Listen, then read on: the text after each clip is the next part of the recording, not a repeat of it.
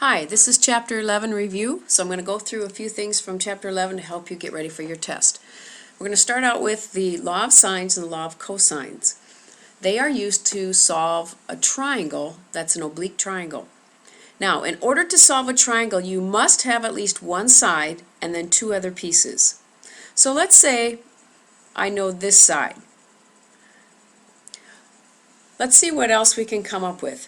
Now, for the law of sines, we talked about when we learned this that you have to have one complete pair, one side and its opposite angle. So let's say I've got that complete pair, and let's see what other combinations I can get. If I know another angle, this would transfer to A for angle, S for side. So that would be angle, angle, side. That's one of the times where we would use the law of sines.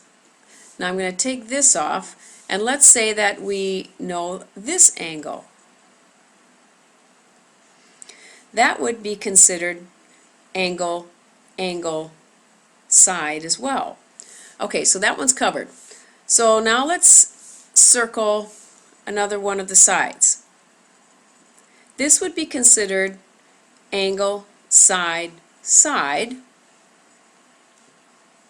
So I'm going to write that one up here, and we'll erase that, and let's check our other option, which would be angle, side, side. Okay, so it looks like we're good with those. Now, I do want to point out one other case where we would use the law of sines. If I would happen to be given two angles and a side, because I know the three angles add up to 180, anytime I have two angles, I can also get the third angle.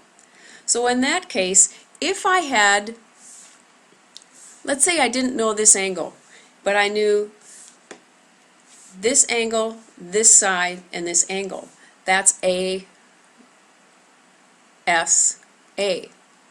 Because I know two angles, I could calculate this angle because I know they have to add up to 180. That would give me the complete pair that I need in order to use the law of sines.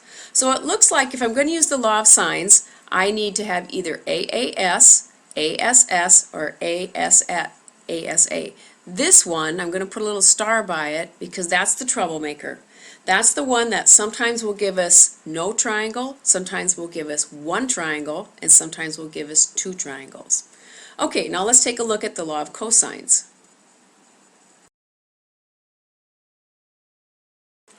If you look at the formula for the law of cosines, it's got the three sides and one of the angles in there. Now anytime you can take an equation or formula and fill in for all but one variable, you're in business. You can solve for the other one. So if I know the sides A, B, and C, I could put those three values in here and I could solve for A by using my Jeopardy button. So that means that S is one of the times when I would use the law of cosines. I can't use the law of sines because I don't have a complete pair.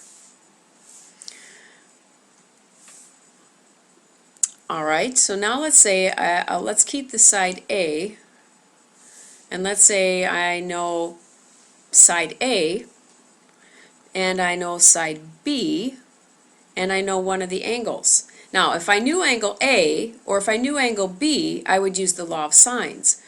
But what if I know the angle C? There's no way for me to get a complete pair with the A's, B's, or C's. But if I put two sides and an angle into my law of cosines, I would be able to solve for the missing variable. So I can also use the law of cosines for side, angle, side. When you're answering questions about this on your test, you just need to ask yourself, is it possible for me to have a complete pair of a side and its opposing angle? If it is, you're going to use the law of sines. If not, then you have to use the law of cosines.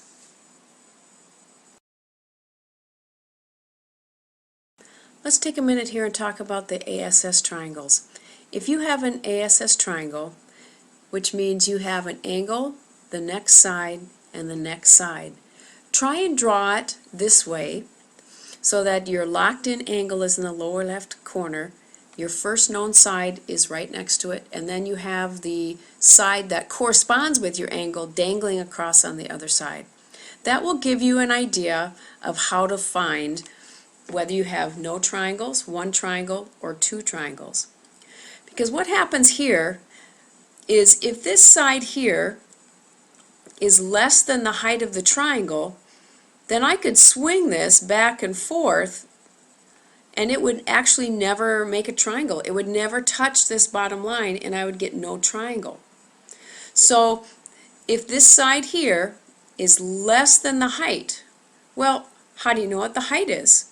If I look at this as a right triangle, I know that the sine, by SOHCAHTOA, the sine of A equals the opposite, which is h, over the hypotenuse, which is b. So if I multiply both sides by b, I get the height is b times the sine of A. So you would need to calculate that in your calculator to see what that number h is. If A is shorter than that, it's never going to hit and make a triangle.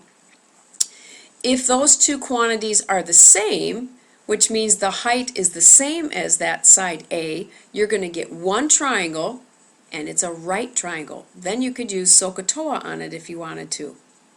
Now, let's say that like if B is 5 and A is 8, if this side here is greater than this side, then regardless of what the height is, you're going to get one triangle. Here's the tricky one. If I take that third side A and I just kind of swing it around, notice what happens. It hits right here and it hits right here. What has to happen in order to get two triangles is that this side A has to be between the height and the side B. That would make it hit over here, and it would also make it hit over here. If that's the case, you're going to have two separate triangles. You're going to have the first one, which I'll just kind of, I'll trace in blue here. Here's the first triangle. It's going to be an obtuse triangle. It contains A, little b, and little a. Or, if I want to change it, I can consider this green triangle, which also contains A, little b, and little a. You're going to get two triangles. Now when you solve that, you're going to use your calculator and your Jeopardy button, which will give you one of the angles for one of the triangles. You will have to calculate what the other one is, and there's a quick way to do that. Your calculator, because of the zones, is going to give you the acute angle. Now, because these two sides are both A, if you look, this angle, so if I call this B1 and this B2, the two angles B1 and B2 are going to be supplementary, which means they will add to 180.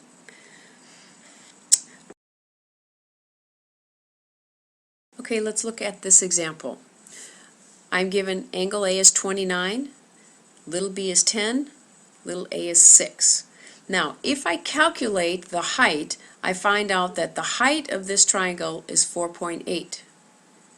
So, if this side is 6, and it's between 4.8 and 10, I know I'm going to get two triangles. It's going to hit over on this side, and I'm going to get a triangle over here. Now, if you put it into your calculator, and you use your law of sines, so I've got the sine of 29 degrees over 6 equals, I'm just going to say the sine of capital B, I don't know which one I'm going to get, but that would be over 10. So let's run that through our calculator and see what we get for b. When I solve this equation, I get the sine of b equals 0.8080. I use my Jeopardy button to find the angle, and I get an angle that's about 54 degrees. Now, I've got two b angles here. One is acute, one is obtuse. Since I got 54 degrees, that must be this angle. So in order to find this angle B, I just need to remember that the two B angles are going to be supplementary. So I just need to take 180 and subtract 54 and get 126. That means this angle here is 126 degrees. So the key is you need to calculate the height to see if that side that's across from your known angle is going to actually hit the bottom line, be a right angle, or maybe hit it twice or not at all. Okay, here's another triangle to solve. I would normally use the law of sines if I could, but none of these have complete pairs with an angle and a side, which means I'm forced to use the law of cosines.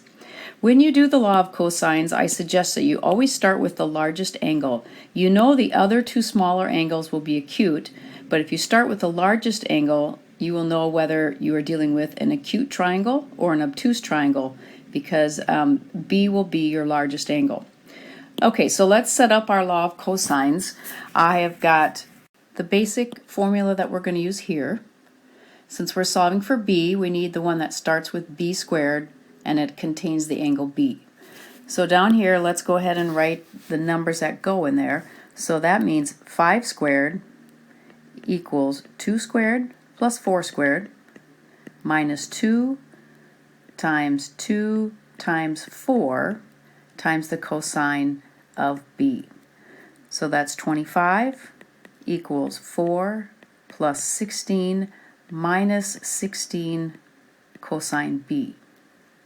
Now I'm going to take this, which is 20, and I'm going to subtract it from both sides so that I will have 5 on the left, and then minus 16 cosine B. Next, I need to divide by a negative 16, and I get the cosine of B equals negative 0.3125.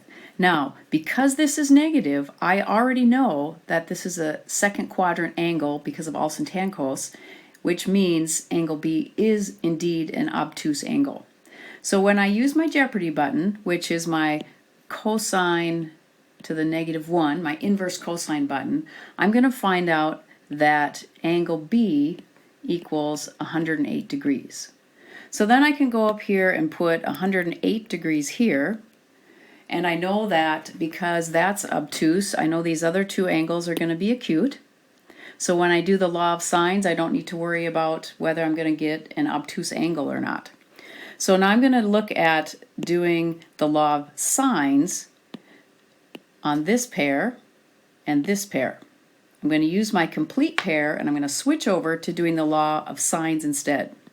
So over here, I'm going to say the sine of C over C, which is 4, equals the sine of B, which is 108 degrees, over 5. So the sine of C equals 4 times the sine of 108 degrees over 5. That's because I needed to multiply both sides by 4 in order to get rid of this 4. So when I put that in my calculator, I get the sine of C equals 0.7608. And when I use my inverse sine button, which is my Jeopardy button, then I'm going to get that angle C equals 50 degrees. Okay, that makes this a 50 degrees, and now I don't need to use the law of sines again because I know that the three angles have to add up to 180. So if I take 180 degrees, subtract 108 degrees, and then subtract 50 degrees, what I'm left with is 22 degrees. So this would be the measure of angle A.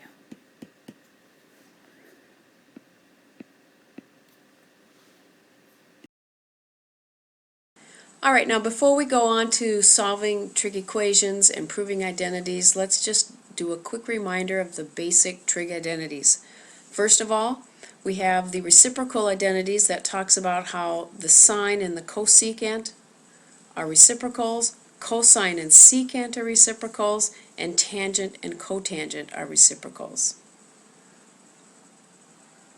The other identities are the quotient identities, which tells us that the sine over the cosine equals the tangent, and the cosine over the sine equals cosine, or excuse me, equals cotangent. Now when you look at Pythagorean identities, this one is absolutely critical. You have got to know that when you have sine squared plus cosine squared, you always get 1. Now there are different forms of this. For example, I could say sine squared theta equals 1 minus cosine squared theta. And on the sheet that I handed out to you, you had those different forms of the Pythagorean identities on there. And the other thing is, if you are trying to get one of these other ones over here, all you have to do is divide all the way through by either the sine squared of theta or the cosine squared theta. Because, for example, in this one, when I divide all the way through the sine of squared of theta, this gives me 1, this gives me cotangent squared, and this gives me cosecant squared. So that gives me this one. If I were to divide all the way through by cosine squared, I would get this one. And these have different formats to it as well if you manipulate it by adding or subtracting things to both sides of the equation. But these are the critical foundational identities for trig. So now let's take just a look at one simple problem that we're going to verify as an identity. Alright, we're going to prove the identity cosine or cotangent t cosine t equals cosecant t minus sine t. Now we did a lot of these examples in class, and I tried to point out a few tips and tricks as we went along. When you look at this, I don't have any fractions, I don't have any factoring. Really what the last line of defense is to try and change everything to sine and cosine. I'm going to choose one of the sides to work with. I think in this case I'll start with the right side. And so what I get then, if I start with the right side, I always write it equal to itself, and then I start working on it. I'm going to change cosecant into 1 over the sine,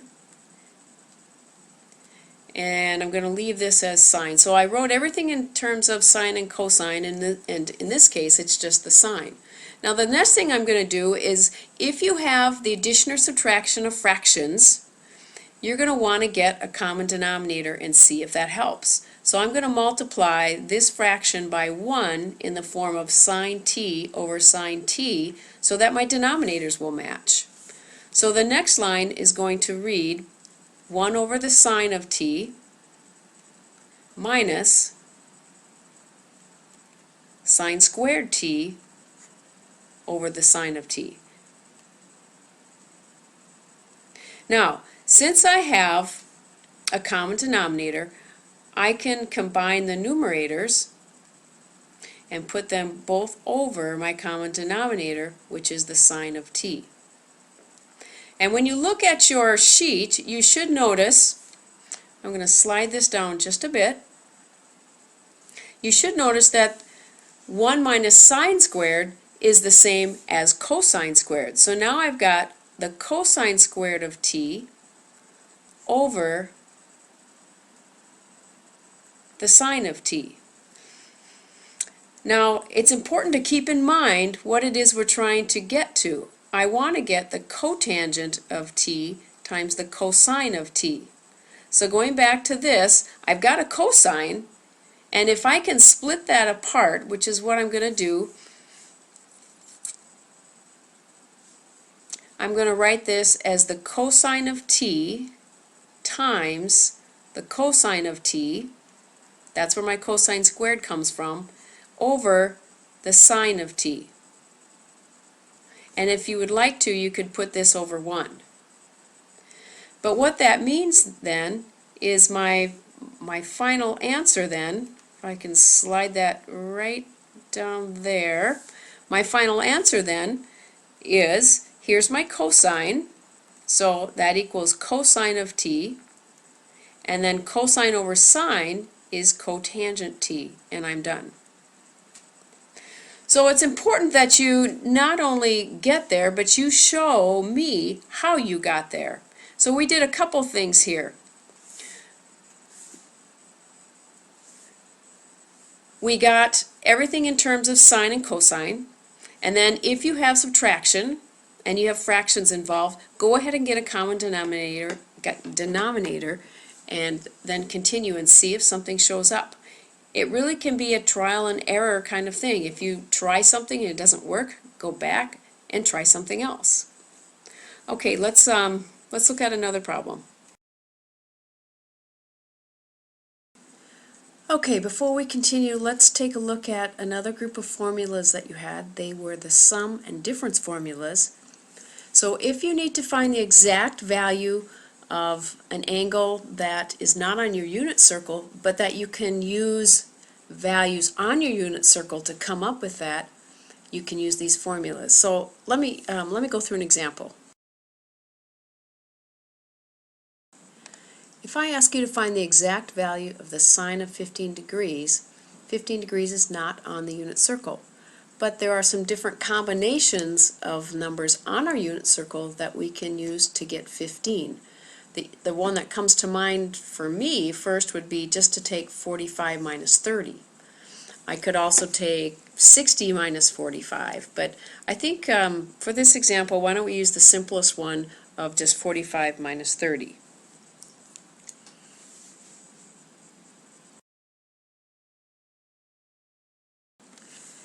If I write sine of 15 as the sine of 45 minus 30 degrees, then I can use my formula. I can consider this u and this v.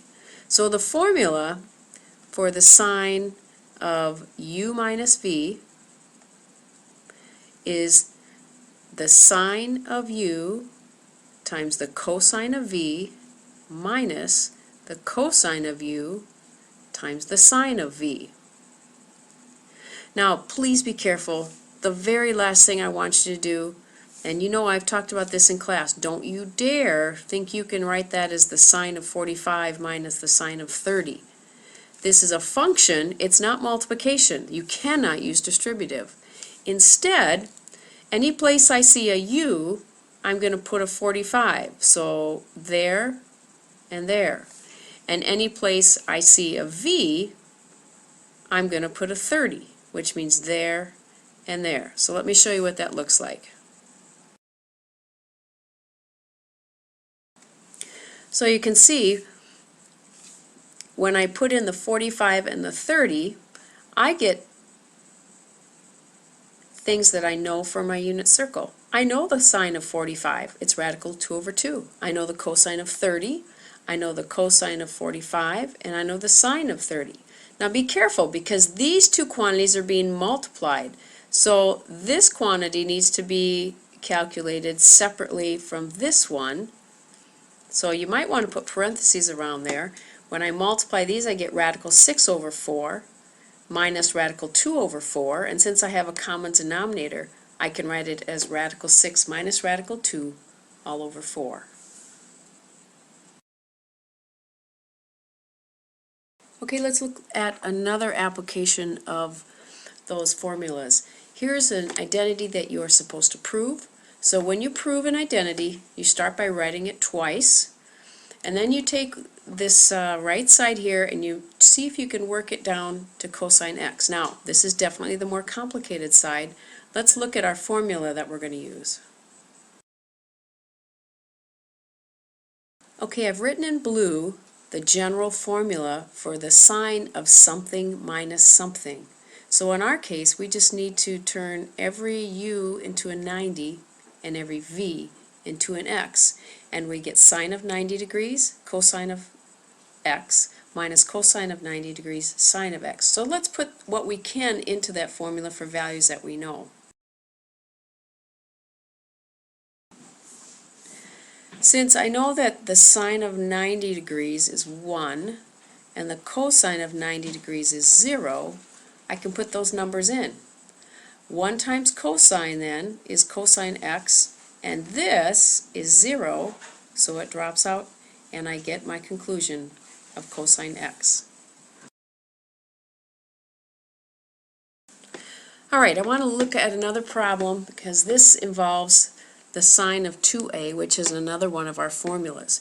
Now, if I tell you that the sine of a equals 2/3, and I ask you to find the sine of 2a, please don't say it's 4/6. You don't double the angle. If the sine is 2a, and if the sine of a is 2/3, and I'm trying to find the sine of 2a, I need to remember the formula.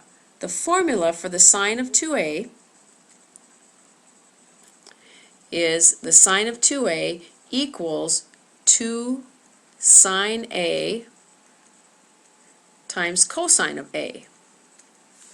Okay, so in other words, in my particular problem, I've got 2 times the sine of a, which I know from above is 2/3, but I still need the cosine of a. So I'm trying to find the sine of 2a, and I know the formula. I'm going to fill in the sine of a, which I know. I got to find the cosine of a. Well, in order to find the cosine of any angle when you know its sine, is you have to use that Pythagorean identity. I know that the sine squared of a plus the cosine squared of a has to equal 1. So I'm going to substitute my sine of a in here. That means that 2/3 squared plus the cosine squared of a equals 1. So 4/9 plus cosine squared a equals 1.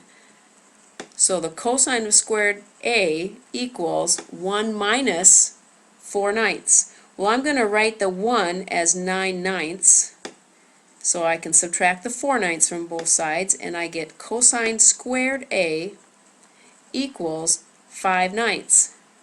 Now, when I take the square root of both sides, I have to remember my plus or minus, and I get the cosine of a equals plus or minus radical 5 over 3, because I know the square root of 9 is 3.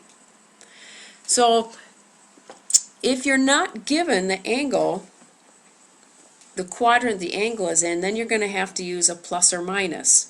So for this problem, and it will be the same on your test, you'll be told what quadrant the angle is in.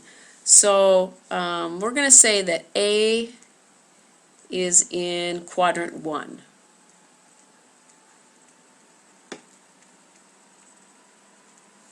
Okay, so if A is in quadrant 1, then we're going to come over here and erase the minus, and cosine A must be a positive radical 3 over 5, which means in my equation here, I now know what all the numbers are. I know that the sine of A is 2/3, and now I know that the cosine of A is radical 5/3. So altogether, I get 2 times 2 is 4 times radical 5, and in the denominator, 3 times 3 is 9. This is the sine of 2a. Okay, when we solve an equation that has the x embedded in a trig function, our first job is to isolate the trig function. So in this case, I'm going to subtract 1 from both sides, and I'm going to get negative cosine x equals 0 minus 1, which is negative 1.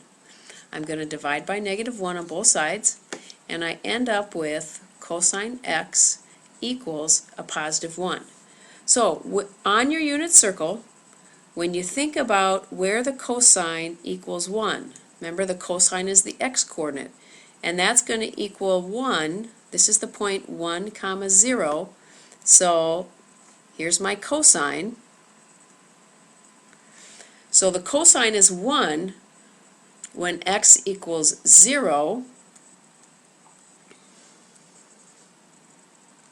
or 2 pi, or 4 pi, or 6 pi, or 8 pi, dot, dot, dot. Or negative 2 pi, negative 4 pi, negative 6 pi, negative 8 pi, and so forth. In other words, when my angle is right here, or any multiple of 2 pi added or subtracted, anytime my coterminal angle ends right here at 1, 0, the cosine will be 1. So the way that I write that is I could say x equals 0 plus or minus 2n pi. That means multiples of 2 pi. Sometimes people just say 0 plus or minus n, and then they put 2 pi in parentheses to show that it's multiples of 2 pi. And actually we could just leave the 0 off and just say plus or minus 2n pi. Some textbooks actually take it a step further and they assume that n is a positive or negative integer, and they just say x equals 2n pi. I'll accept this and I'll accept this as an answer. Okay, now let's look at another one. Alright, here's another equation. 2 sine squared x minus sine x equals 0. One thing that's different here is I'm telling you that we just want to find the values one trip around the circle. So you don't need to worry about adding multiples of 2n pi. Now when I look at this, you might be tempted to add sine x to both sides and then divide by sine x. I've seen people do that, but you never want to divide by the function that includes your variable, because that will remove oftentimes one of your solutions.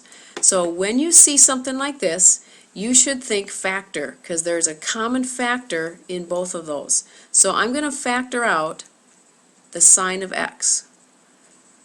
What I have left is 2 sine x minus 1, and that quantity equals 0. Okay, so let's keep going. I have two quantities that are being multiplied to get 0. So either the sine of x equals 0, or 2 sine x minus 1 equals 0. So this one is as far as I can go for right now, but if I add 1 to both sides here, I get 2 sine x equals 1, and then divide by 2, and I get the sine of x equals 1/2. So I've got the sine of x equals 0, or the sine of x equals 1/2. So again, let's take a look at our unit circle. The sine is 0. Remember that sine is the y-coordinate. And the y-coordinate is 0 right here, because this is the point 1, 0. And over here, this is the point -1, 0. So for this particular part, the sine is going to be 0 at x equals 0 or pi. Now, for this one, I need to ask, where's the sine 1/2? So over on my unit circle, the sine is 1/2. Remember that the long distance is radical 3 over 2. So if the y-coordinate is 1/2, then I need to go long short. It's going to happen here and here, because the coordinates here are radical 3 over 2, comma 1/2, and the coordinates here are negative radical 3 over 2, comma 1/2. So these angles, this would be pi over 6, and this would be 5 pi over 6. So for my answer, for the sine of x being 1/2, I would have to say x equals pi over 6 or 5 pi over 6. So I do need to put the word or in between. So x equals 0 or x equals pi over 6 or 5 pi over 6. You can also, if you want to, just write them in order. 0, pi over 6, 5 pi over 6, pi. Those are the four answers that will make that equation true.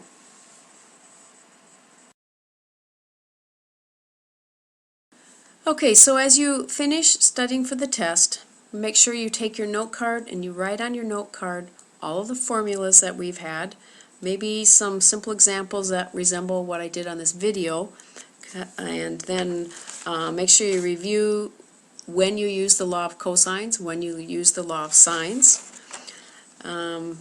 You will be solving triangles using both the law of sines and the law of cosines. I'm going to ask you to solve some equations. I will give you maybe the sine of an angle, and you have to find the cosine of that angle using a Pythagorean identity. You will have to use the double angle formulas. You'll have to prove a few identities. And again, on those, my encouragement to you is just to try something. Try and factor, try and add fractions, try and make substitutions. You never know, you might just hit on the right path. You'll have to use your sum and difference formulas to find exact values. And there are 2 word problems on the test that will require you to draw a triangle, fill in some values, and then solve for whatever's being asked. So there you go, there's a quick rundown on Chapter 11. Good luck on the test.